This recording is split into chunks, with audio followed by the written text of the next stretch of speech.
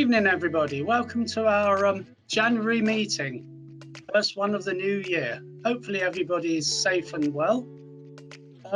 Tonight's meeting, we've got Margaret Lowe, Phil Jennett and Helen Luckhurst is billed, but unfortunately she couldn't join us.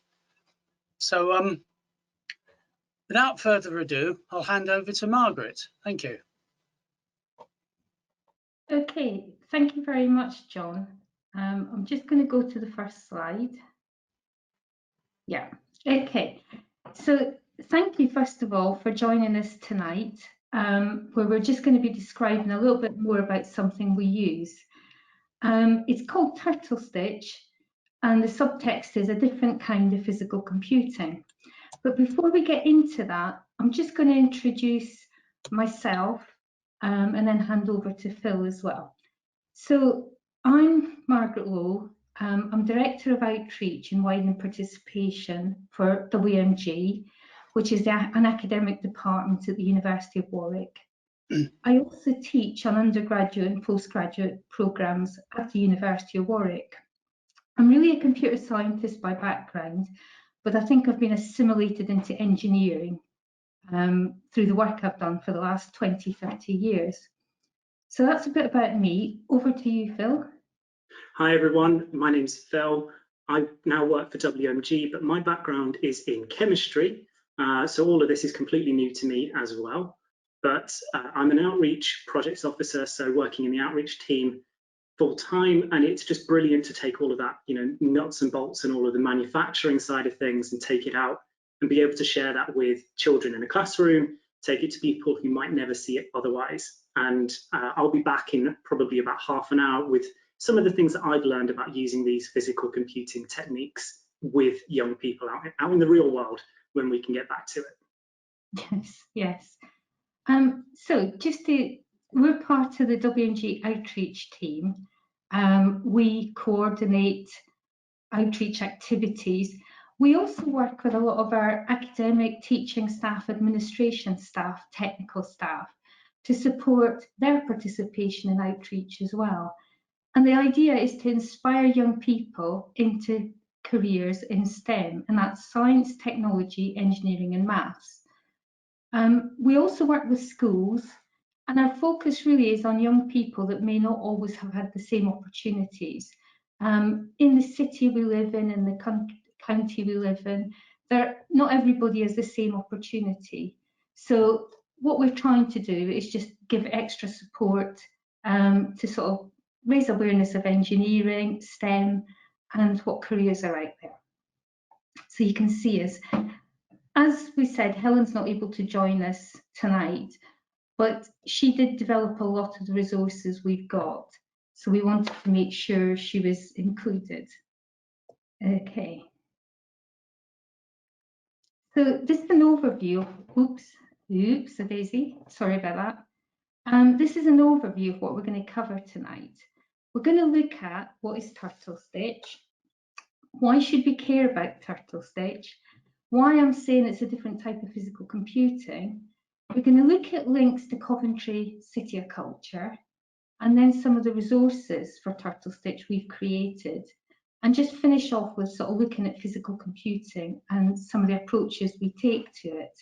So if you have any questions, do please post them into the chat and we'll pick them up towards the end. There's going to be plenty of time at the end to ask questions. Okay, so first of all, the key thing is Turtlestitch was developed by Andrea Mayer. And to give you a little overview of what it is, first of all, it's freely available software. It runs in a web browser, so there's no barrier to people using it. It enables the generation of patterns, and these patterns can be stitched onto fabric. It uses a digital embroidery machine, and effectively what Turtlestitch does is it gives programmatic control of the machine. So it's been a lot of fun using it in our outreach activities, and I thought it would be interesting to just share what it is and why we think it's of value and attractive to young people. So the first thing is we can go from lines of code that you can see on the left-hand side, and it generates patterns. These are patterns drawn by the turtle. So you can see in the simple animation, the code's being run, and you can see the types of instructions there. So you can see things like running stitch, which is the type of embroidery stitch the machine is doing. And you can pretty much work out what the other commands are, moves and turns. Okay. The thing about it is we can then go on and produce physical products from it. The nice thing about Turtlestitch is there are clear links to turtle graphics, which actually originally came from the language Logo. And Logo is part of the history of the Scratch language. So if you've got young children and been using Scratch with them, Logo is part of that ancestry. In Logo, originally, patterns could be drawn physically by a small robot turtle with a pen embedded on it. But over time, with turtle graphics, we've really lost that link to physical things being created. And the value, I think, of Turtlestitch is that it reconnects, replaces this link to physical things. And it's quite interesting because some of the people that were core to the development of Logo are now regular contributors to the Turtlestitch community, and it's a lovely, active community. So on this slide here, you can see in the top left-hand side one of our sewing machines, and it's stitching a pattern. Turtlestitch generates a file. So from the previous screen where you saw the virtual things, it actually generates a file that we can put into an embroidery machine and enables the pattern to be stitched. The key thing about embroidery machines are they each have their own specific languages depending on the manufacturer. It's a bit like old world computing, where each manufacturer had their own operating system, language, and extensions. However, Turtlestitch uses some of the more common languages that are out there.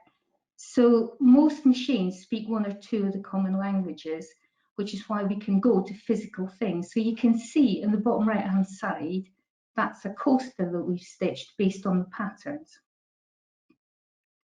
Okay. So a bit more about Turtlestitch. One of the key things is that Turtlestitch is both a language, but it's also an environment. And that's really important when you're learning to develop code, having a supportive environment.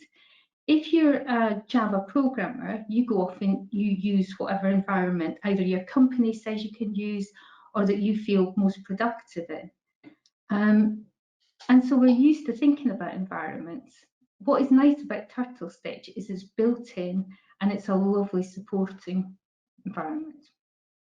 One of the things we've realised, we run a lot of family workshops at Warwick, and one of the lovely aspects were children that have done any type of Scratch in the past, they immediately turned around and were showing their parents how to use Turtlestitch. They were able to transfer their Scratch skills directly into Turtlestitch without any problems. I'm going to go on briefly to look at some of the key aspects of the language and the environment. But just before that, it is very Scratch-like, but it's actually based on a language called Snap, which is a lot more powerful than Scratch. And this is quite an active, the Snap community and Turtlestitch are both very active, and people can share their designs on the community on the website. Okay, so I talked about the environment. One of the things the environment helps with is it allows people to play with the code. So here on the top left hand side, you can see the original code that I had animated on the previous one of the previous slides, and you can see the pattern it's generated. But if you're not quite sure what's happening, what Turtlestitch allows you to do is pull out bits of it and run them separately. So in the code below, you can see I've extracted that inner repeat loop out and I've put it below, and I can run it as a separate entity to see what it does. So for young people trying to understand what bits of code do, it allows you to pull them out and explore. And in actual fact, you can then see that that pattern at the bottom is just been repeated 9 times by doing a little move and a little rotate round, and then it's stitched again. So it allows you to decompose the code and understand what it's doing. Equally, it can go the opposite way. So you can help build up the code from components. So if you know what kind of pattern you want to do, you can build it up in little bits to make sure it does it and then put it all together. And this is something we see over and over again, people building these little components and putting them together to get the overall pattern. So it works really well. Hopefully, go to the next slide.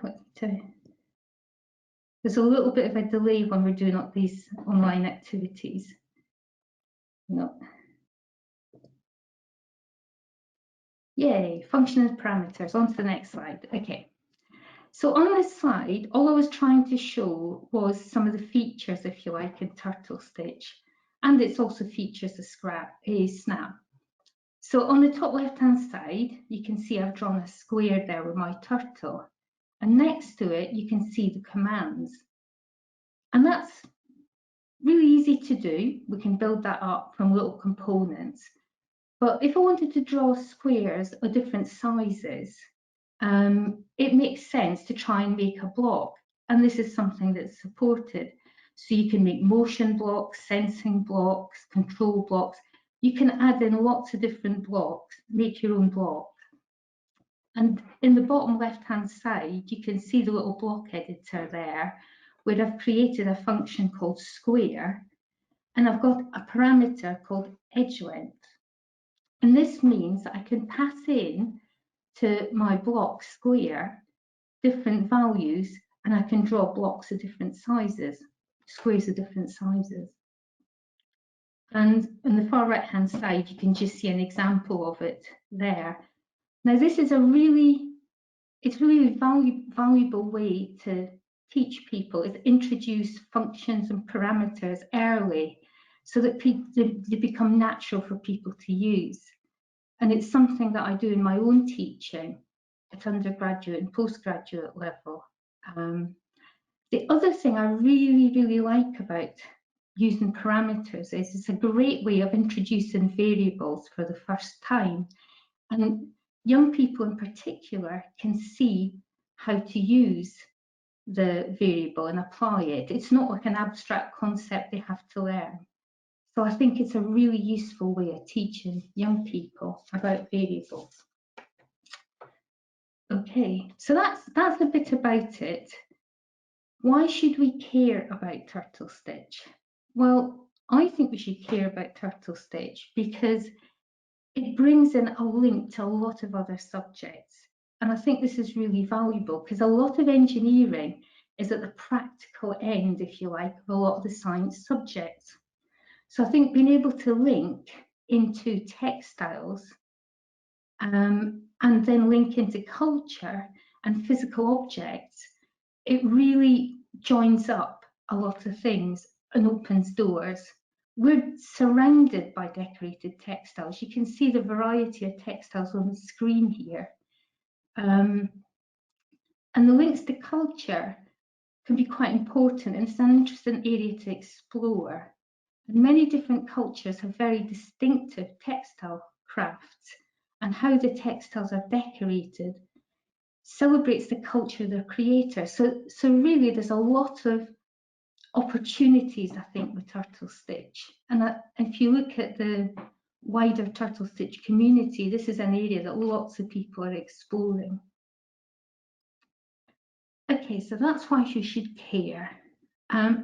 If I was to say to you physical computing, most often people would think in terms of Arduinos, Raspberry Pis, robots, microprocessor devices that are sensing, and I've got some examples of what people would normally think of in terms of physical computing.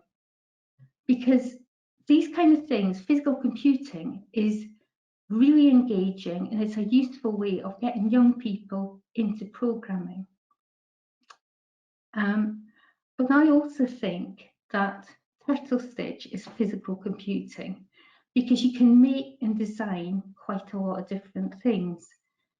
So it's not just fabric we can stitch. If you look at some of the examples here, you can see there's paper objects that we've punched holes in. And so that's, you know, increasing the range of materials that we can work with. You can use leather. So some of the examples here use a sort of fake leather, but you can stitch proper leather. You can even get hold of things like cork that you can stitch. So there's a fantastic range of things that you can do patterns on. And this doesn't really meet the standard notion of people's ideas of physical computing. I forgot to mention that along the top, we've got create a critter activity, and you can see the range of critters, think little finger puppets that people have created during our workshops. So there's a big range of things that people can design, decorate, and then make things with that, whatever they've stitched. And it's that creation of physical and tangible objects, and it bridges the world of programming and textiles in a really accessible way to young and old alike. We've found fantastic engagement with a range of people in our workshops. So I've got some more examples of some of the things people did. And so on the top left-hand side, these are some of the coasters that were designed by Year 9 students on our Royal Institution Engineering masterclasses. We seem to do a lot of coasters when we could do things physically. At the minute, obviously, it's not quite the same.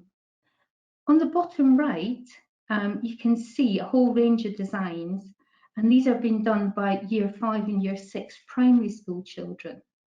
And it's just wonderful to see the range of different things that young people have done. I mentioned the Create a Critter workshop, and these are some more examples of that. This was an hour-and-a-half workshop we do. And the idea is, if you can see the bottom left-hand picture there, they use the turtle, they design the outline for their critter. And then in that hour-and-a-half, they do their design, we stitch it onto felt, and they decorate it and take it away with them. So you can do a lot in an hour-and-a-half. And this was the family workshop, if you like, where we found children started teaching their parents. It was a lot of fun to see this happening, just the control structures that were normally there completely disappeared.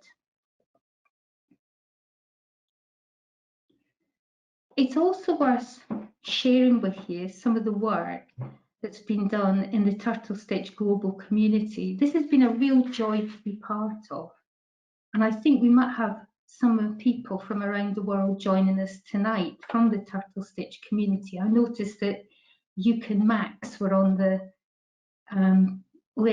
attendees list, so hello to you two. But there's a wonderful global community linked to off the Turtlestitch homepage. And then here are just some of the examples that I've picked off of Twitter.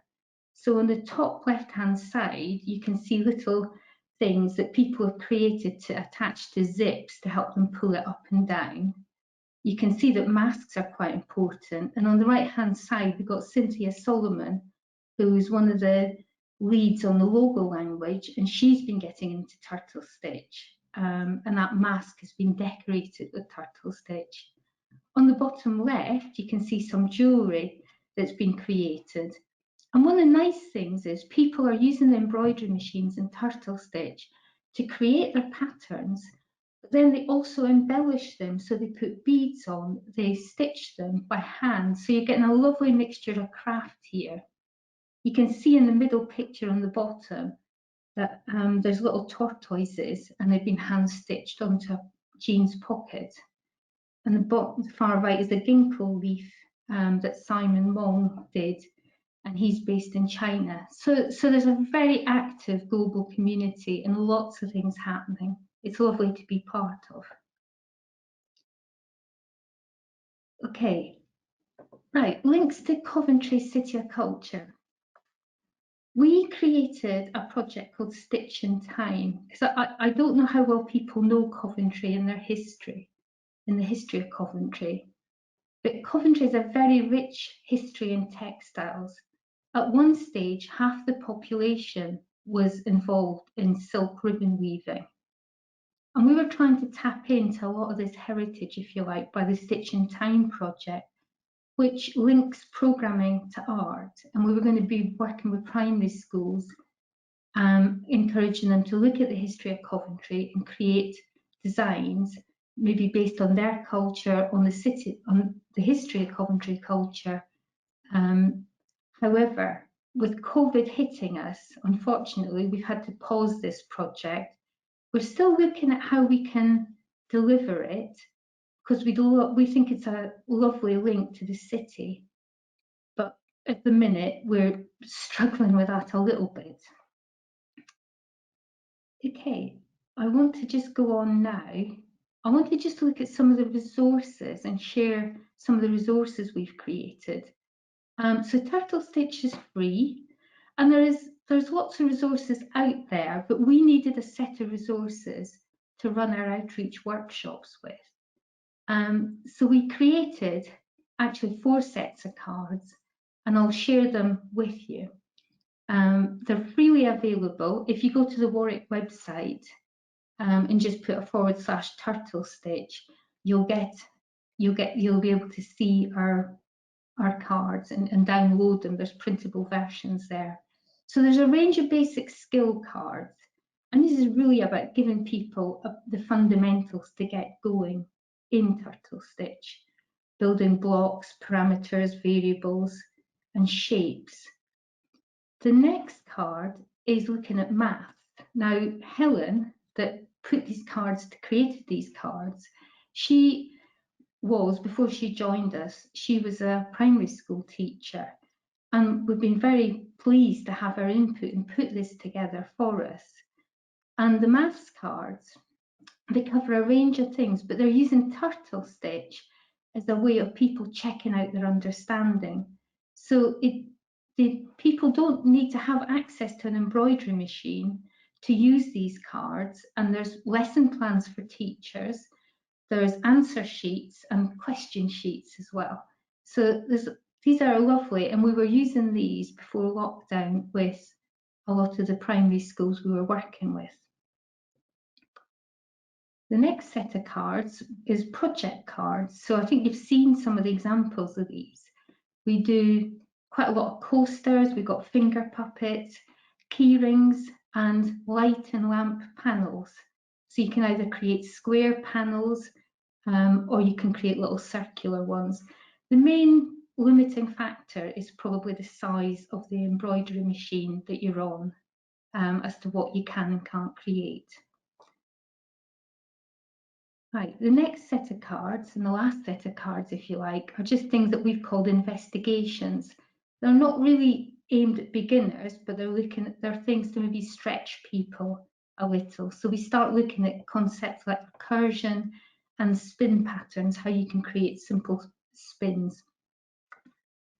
So that, if you like, is the summary of the resource cards that we've created.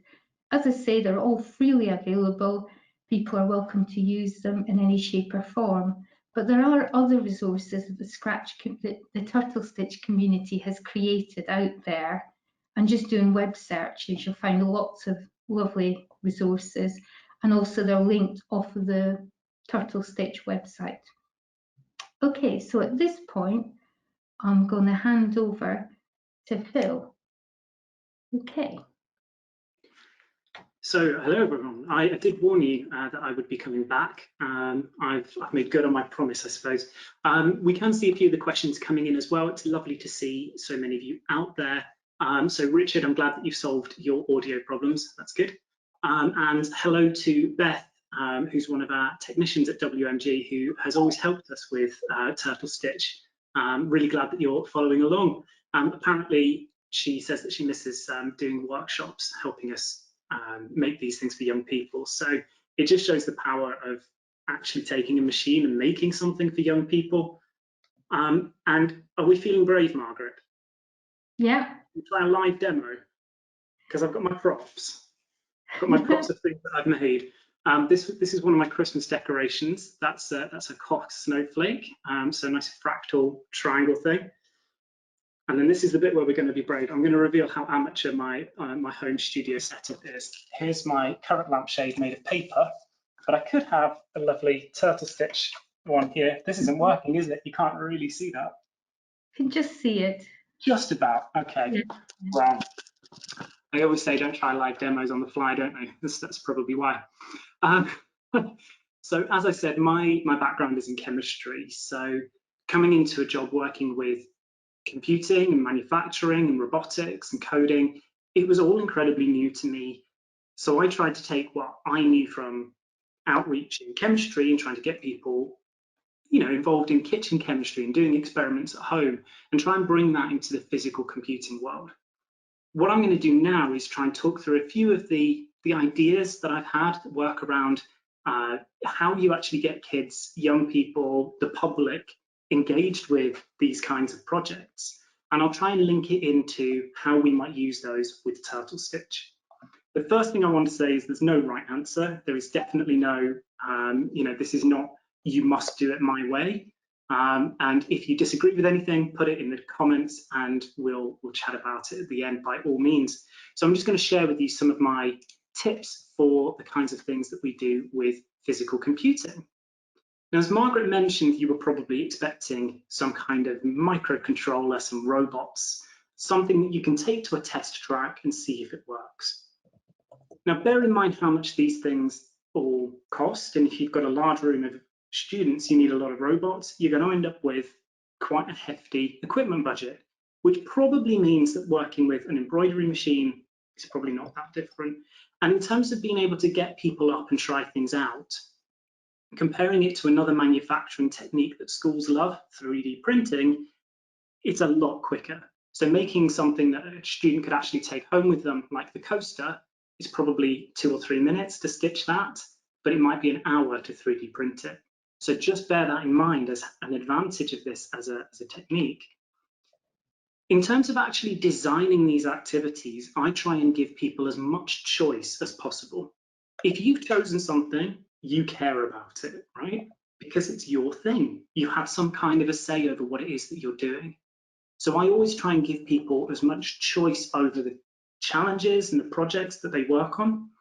So we always put a board at the back of a room if we're in a physical room, or if we're online, give them a range of things that they could do and let the student themselves choose what project they want to do. Now, the reasons for that, as I've said, people care about it.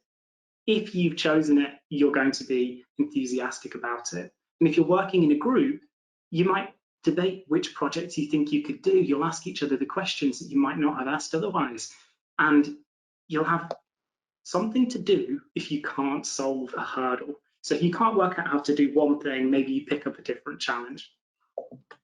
The next thing that it builds is creativity. Now that's such a crucial thing for something like Turtlestitch. We're asking people to make a pattern, make art, make some kind of a design.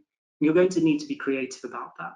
If we tell people, here is the one thing that I want you to do, you're going to do it and be bored. You're going to have some people who have used Scratch before and fly through it and finish. You're going to have some people who just don't get it because they've never used a mouse before and they only use a tablet.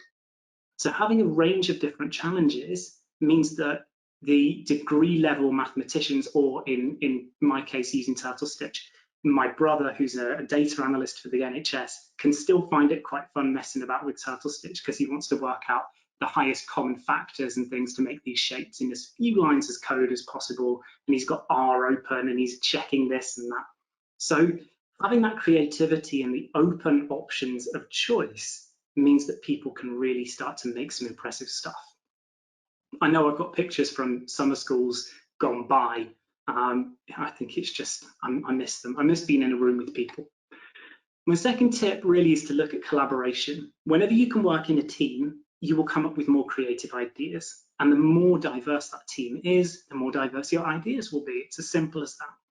So again, when we're in a physical room with people, we've used flip charts. Maybe there's an online whiteboard or some kind of interactive space, like a message board that you can use in an activity to try and drag together all of the daft ideas and smush them all up and see what sticks. Because when you start to ask questions in a team, I apologize for the fonts on this, I meant to change those.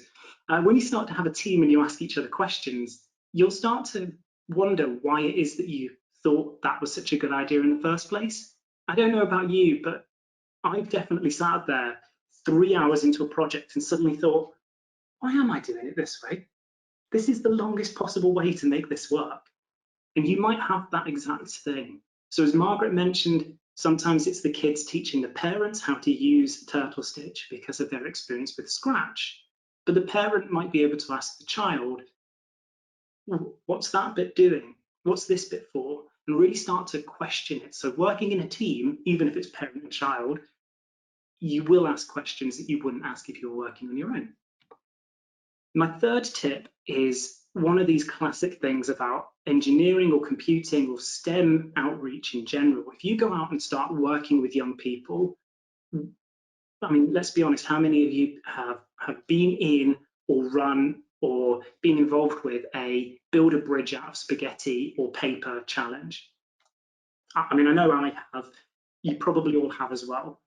It's great because it's easy and it's cheap and kids know roughly what to expect out of it, but you can only test the things once. So right at the end, you say, okay, let's put some weights on your bridge, and they all collapse immediately because let's face it, there are no real bridges in the world made of spaghetti. The problem for that is that actually in the curriculum for all of the technology and, you know, a lot of computing is based on the idea of iterative design. You know, try something, test it, see if it works. How can we improve it? We don't go around in a circle, we go up in a spiral. It's the spiral staircase.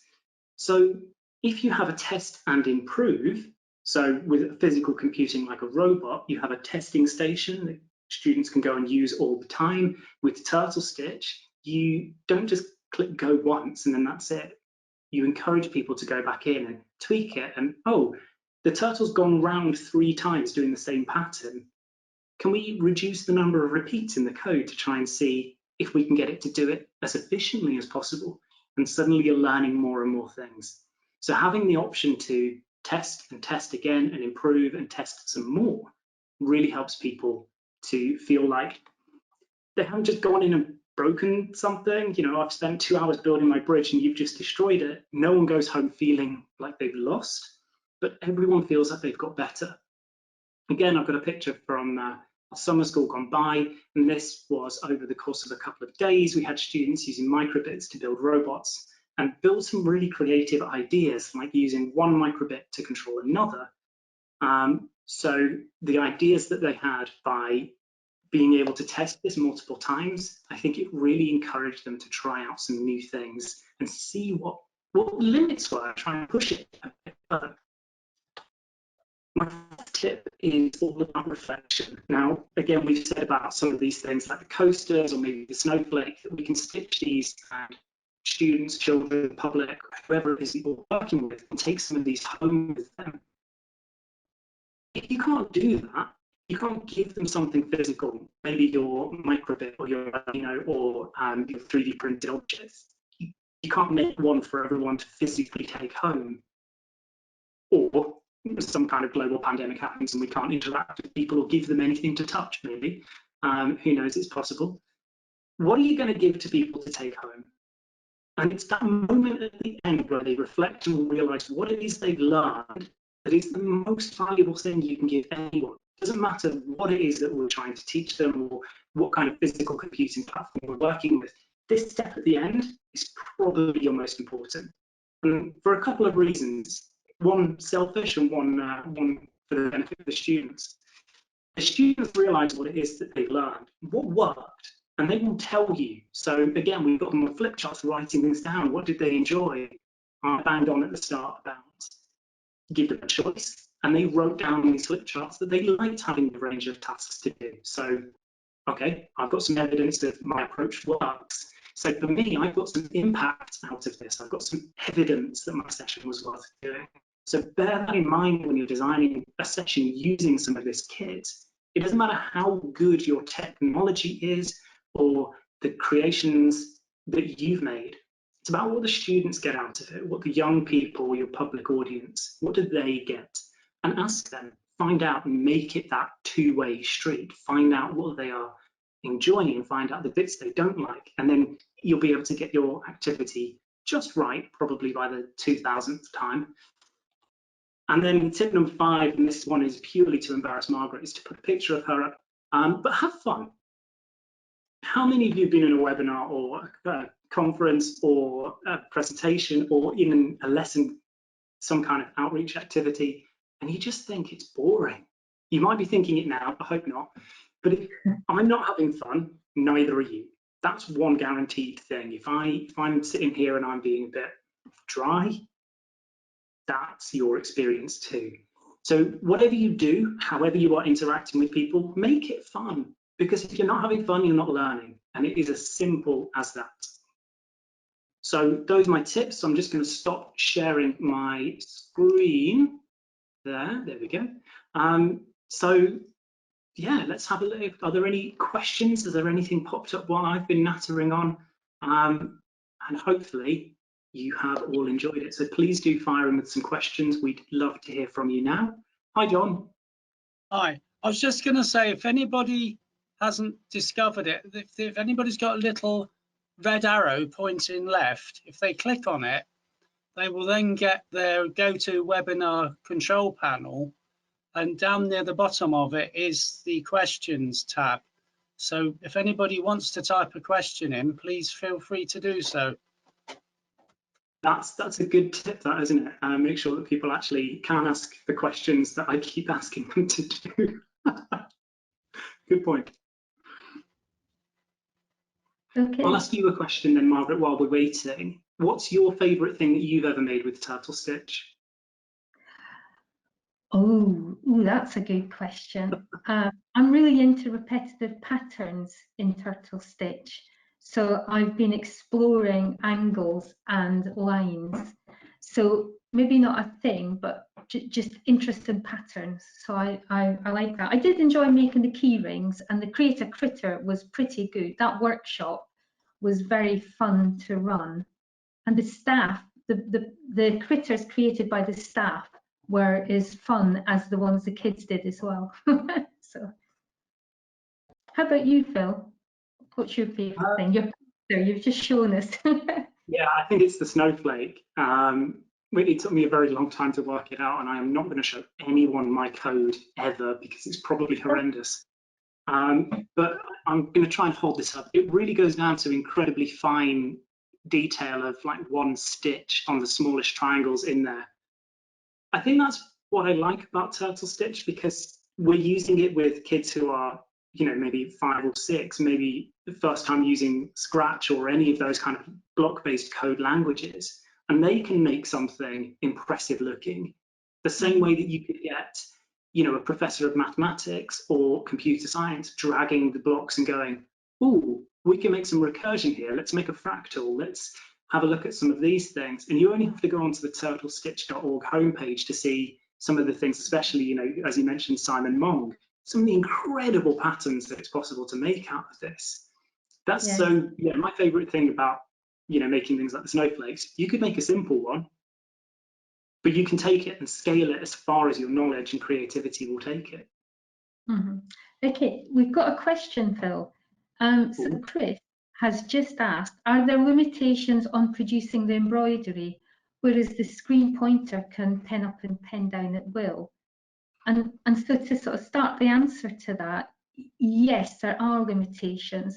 Whenever you take a virtual design into the physical world, you introduce a whole load of other things. So you, on the screen, you can do incredibly complicated embroidery patterns, but whether you can stitch them in real life onto the material depends on the material and how fine your stitches are, because you can destroy fabric by stitching things on so densely. So on Turtlestitch, there is actually an X-ray view that shows you the density of the stitches, because one of the things that we find with young people is they're not too worried about whether they've gone round the same thing 10 times, 100 times, or 10,000 times. And so we've often had to sort of hit the pause on the embroidery machine, remove their work, because they're literally cutting out the fabric as they're stitching it. So but that's true of all manufactured things. You can design things in CAD, 3D CAD, that you cannot print, even on a 3D printer. And our technicians in our machine hall in WMG are real experts on how to create things and how to create them to give them strength and certain characteristics. So it's not just about creating the object, it's about other aspects and the characteristics you want that final object to hear. Absolutely. When students see the number of stitches that the thing's done in the bottom preview, they do kind of take that as a challenge sometimes. You know, the kind of really creative students, and they think that because their design has done 200 million stitches, they do tend to think that that's the best thing ever, and then they want you to actually stitch their design, and you think, yeah, I'll pass, but thanks. I've seen a comment from Beth. Beth, if I unmute you, would you be prepared to come and chat about what your favourite object is? I'm trying to unmute you. Oh. Learning new features on the fly, it's always going to go well. No, I can't. It's self-muted. Sorry, Beth, I can't bring you in. Hi. Oh, hi, Beth. Hi. I don't think I really have a favourite sort of object when it comes to Turtlestitch and embroidering them. I just enjoy seeing all the designs that children come up with and actually seeing them, well, having the challenge of stitching them and getting the machine to, well, to like stitching it. It can be a challenge when they've got a ridiculous amount of stitches, but it's always interesting to see how it turns out, especially with different coloured threads or like the rainbow threads with a repeating pattern. It just looks really interesting. Yeah. And Beth, do you want to say what you do normally? Normally, I'm in the machine shop in the engineering hall at WMG, on the metal lathes and milling machines, occasionally 3D printing or working with robots. Mm-hmm. So software and control is your bag, isn't it? Kind of. I found I'm not very good at the programming on Turtlestitch. The children normally teach me a few things on that one. I think the children have taught us all a few things on that one. Yeah.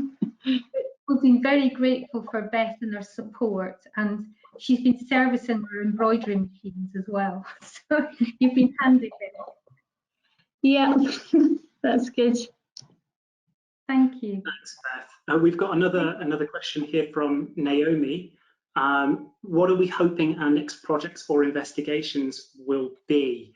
I don't know how closely you guard those secrets, Margaret, if you've got hidden plans. One thing that I've always wanted to do with Turtlestitch, and I've never quite got around to working out how I'd do it or whether it would work, but one of my friends runs a planetarium business, and they've got a you know, like the domes that they put over the lamps to show the constellations. I've always wanted to do that in Turtlestitch. And kind of take the designs from those and just punch holes without any thread, and then put it on a lampshade at home so I can have a nice, you know, my own planetarium at home. That sounds lovely. We'll have to try and get some of these ideas. Yeah, Naomi, thank you for that. We're open to ideas as well. So if you've got your own creative ideas, do share them with us, because we're not precious about our resources. You know, we're happy to share them, but we're also happy if you've got things that you want to share as well. We can point at your site or host them. So let me know, Naomi. Thank you. Okay, and somebody else Richard has said he's interested in the City of Culture project as a member of the Coventry Drapers Guild, who are also interested in the 2021 events. There may be some synergy So I will email you. Thank you, Richard. We've been very frustrated by the lockdown. It's kept us away from our embroidery machines. is one thing. We were very pleased though, because we were not completed a set of our Royal Institution Engineering masterclasses when lockdown happened, and the very last session was a turtle stitch session.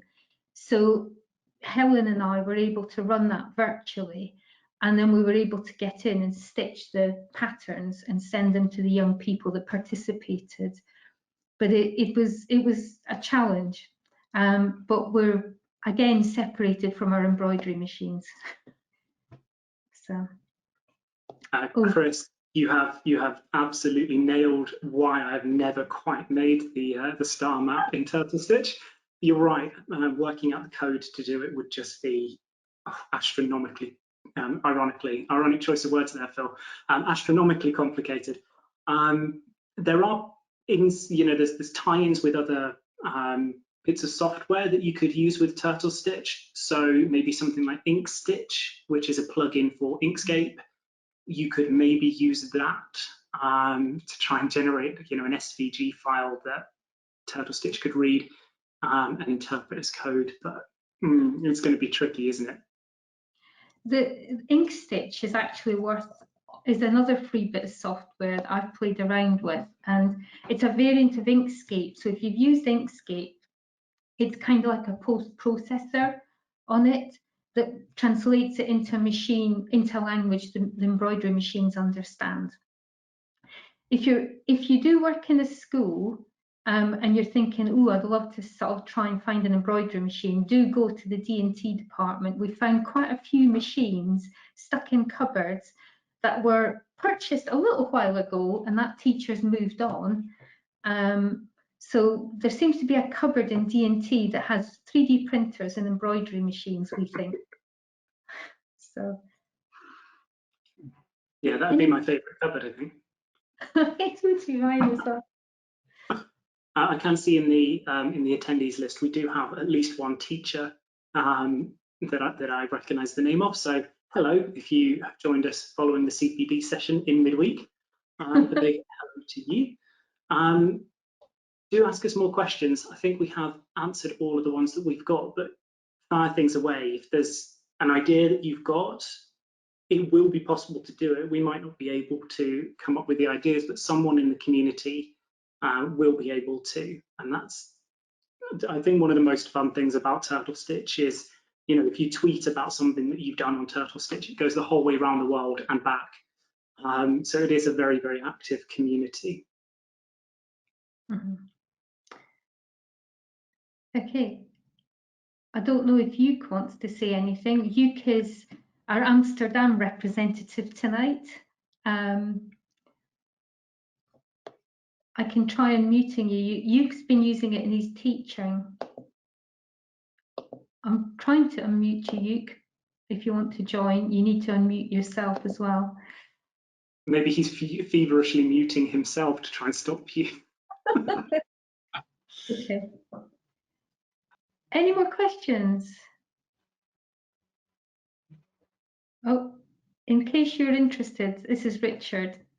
I wrote a program 60 years ago to produce a paper tape of coordinates to control to control something. I'm not sure. I think we lost the end of that question, yeah. But yeah. it feels in a way like it does connect all the way back to that early history of computing, doesn't it? That's what I'm learning from you, Margaret, being completely clueless to all things computing. But yeah, cutting out shapes from a paper tape, it's probably not a far cry from that. How many degrees of separation between that style of programming and what we're doing with Turtlestitch, Margaret? No, there's not, and I love the way that we went from logo, which was about one aspect of logo was about producing patterns on paper with a physical turtle, and we lost that for many years, and now the Turtlestitch has given us that route back in, which I really love. You can't I can't unmute, but do have practical questions. I'll Are try you and scared as well, Margaret? I've unmuted you. You can ask your questions. I see. Okay, yes. So we can hear you. Hello from Amsterdam. I arrived just in time because I was hooked to the television. Following the events in DC. But I'm in a good shape and good mood. But there are two things I'm a little annoyed to ask because people think I'm experienced turtle stitcher or I'm doing it a lot, but there are very important things I don't know how to do. For example, how do you stitch on material smaller than the ring size? Okay. You use. Oh, go on. Yeah. So, for example, your small keyring letters things. I think they're smaller than ring size, aren't they? Yeah. You can. So there are some materials like leather, fake leather, cork that won't go into the embroidery ring. The hoops that things. Yeah, postcards as well. Postcards is also funny to make postcards to send to people, but I don't know how to do it. How to embroidery a postcard? Oh, so, yeah. Phil's just giving the secret away, masking lots of it. I see. Okay, and that works. So not magic tape, but ordinary tape. It keeps the piece in the right place. So that's. So there are several techniques. One is you can use the stabilizing fabric, which is very cheap. So I sometimes just fix the leather, fake leather, whatever it is, onto stabilizing fabric, which is hooped in the machine. So you use the stabilizing fabric to just fill the hoop. The masking tape is the secret to many things. So if you want to embroider paper or cardboard, you use masking tape. You need to be careful and use a sharp needle because you don't want needles breaking. So you need to have a little bit of health and safety awareness there. And also, if you do use paper, you need to change your needle because they blunt the needles quite much quicker than fabric. And my second question is, I've seen or learned that you built a wireless connection between the computer and the embroidery machine, but I can't find the instructable to recreate it here in Amsterdam or anywhere in the world. I think everybody wants to design on the computer and then send to the embroidery machine without hassling with USB sticks. Okay, that was my brother. So we wanted to be able to Bluetooth things to the embroidery machine, and it was my brother that came up with this. It's called Drop Stitch. I'll post the link into the chat. So that's the link, Drop Stitch. You need a Raspberry Pi Zero, and it basically is it acts as a Bluetooth access point. You could use it with any device. It doesn't need to be the embroidery machine, but it works for embroidery machine. So you can send files to it via Bluetooth. There is a little bit of a catch. Sorry? Well, thank you. That was the piece of, that was the website I was looking for, I think. If they have, yes, there's the instructions and. Okay. You can email me, be in touch. Yeah, we'll be in touch. And okay. Well, just thank you for organizing this webinar. And thanks you. Thank you for joining from Amsterdam. It feels a bit Eurovision. We've gone global. Global. across the very narrow pond. Yeah. Yeah. And the Irish Sea. I've heard that Max was also around. So. Oh, That's okay. another island. Okay. Irene's posted a question, not a question. Irene used to teach logo in secondary education in the 1980s. Exactly the same patterns I showed in the presentation. I like the recursive patterns best. So clever. So thank you, Irene. I was just looking for the recursion project on Helen's Turtlestitch account. I'm afraid I can't find it. I was going to try and do the live demo of the turtle actually running through the recursion, but we may have to. Maybe we'll follow it up and put the video of that on the website and email around. Okay. Just to go back to the drop stitch things, we have the problem if you're in a classroom environment, you're plugging USBs in and out of your machines, and they do wear out eventually. So we came up with this idea for this little device, and it basically just plugs into any USB bit of machinery, and it broadcasts on Bluetooth, and you can, it's called drop stitch because you just Bluetooth files over there. The only catch, there's a little catch, because when the embroidery machine starts, it uses file access table, and if you're dynamically stuffing files on there, it gets very unhappy. So there is a process by which you unmount the device and mount it back on again. But there's full instructions on that website if anybody's interested in doing it. And if I find any bugs, I will happily share them with my brother, and he will fix them. Offloading the work already. Okay. Well, it's been really nice to be able to share something that we really value with our community here tonight. I do feel passionate about computer science and education, and I feel it's important that young people are presented with creative opportunities. It's not just about building a simple experiment. They need to have the space to be creative, and I feel Turtlestitch is very valuable in that sphere. I notice Richard. Do you want me to unmute you, Richard?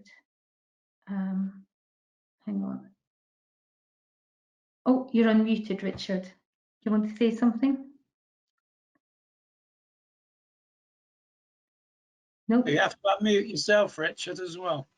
This is the point where we need a drum roll, isn't it?